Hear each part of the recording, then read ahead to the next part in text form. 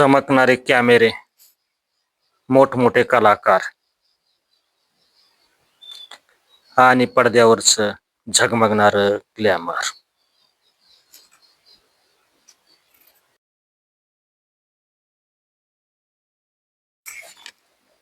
पण या चंदेरी दुनियेच्या पडद्यामागे सगळंच इतकं सुंदर आहे का? मॉडेल आकांक्षा चौधरीने केलेल्या एका धक्कादायक दाव्याने पुन्हा एकदा कास्टिंग काऊचचा मुद्दा चर्चेत आला आहे. तिच्या म्हणण्यानुसार तिला एका फॅशन शोमध्ये सहभागी व्हायचं होतं, पण जवळ पैसा नव्हता. तिने एका ओळखीच्या प्रभावशाली व्यक्तीकडे आर्थिक मदत मागितली. तिच्या दाव्यानुसार मदतीसाठी ती त्या व्यक्तीच्या घरी गेली, मात्र तिथे तिला तिच्यासमोर मदतीच्या बदल्यात सेक्सची मागणी ठेवण्यात आली.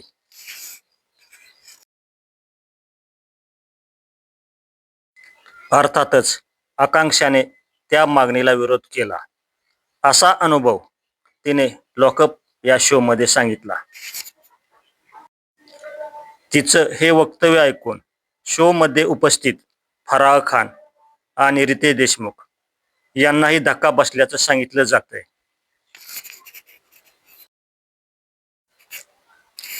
पण हा फक्त एक किस्सा नाही. कास्टिंग काऊचचा मुद्दा मनोरंजन क्षेत्रात अनेक वर्षापासून चर्चेला जात आहे.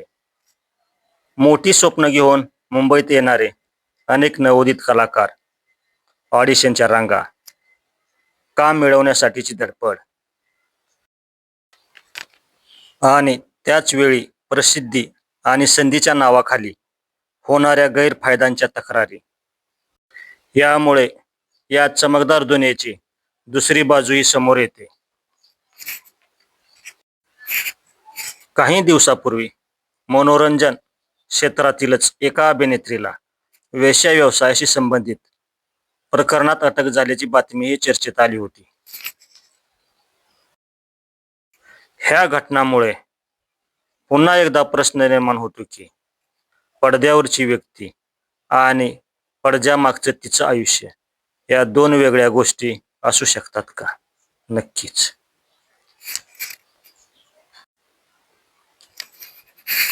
पडद्यावर दिसणारी व्यक्ती आणि पडद्यामागचं तिचं आयुष्य हे नेहमी एकसारखं नसतं. मात्र इथे एक महत्त्वाची गोष्ट लक्षात घ्यायला हवी आपण. एखाद्या व्यक्तीवर आरोप झाले म्हणजे तो आरोप सिद्ध झाला असं होत नाही. त्यामुळे कोणत्याही प्रकरणात अधिकृत तपास, पोलिसांची माहिती आणि न्यायालयीन निर्णय यांनाच आपण आधार मानला पाहिजे आणि संपूर्ण फिल्म इंडस्ट्रीला दोषी ठरवणं ही योग्य नाही. कारण याच इंडस्ट्रीमध्ये हजारो कलाकार आणि तंत्रज्ञ प्रामाणिकपणे मेहनत करून आपलं स्वप्न पूर्ण करत आहेत. मेन मुद्दा असा आहे की संधीच्या नावाखाली कोणाच्याही असहाय्यतेचा गैरफायदा घेणाऱ्या प्रवृत्तीचा.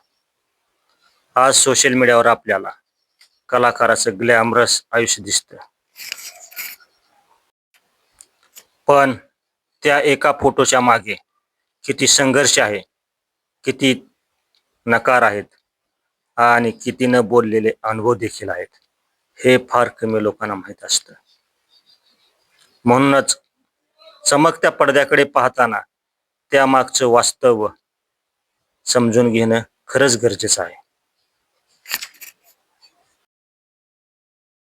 खरंच म्हटलं जातं की चंदेरी दुनिया स्वप्न दाखवते, पण त्या स्वप्नाच्या मागे संघर्षाची एक काळी सावलीही असू शकते, असं किती जणाला वाटतं.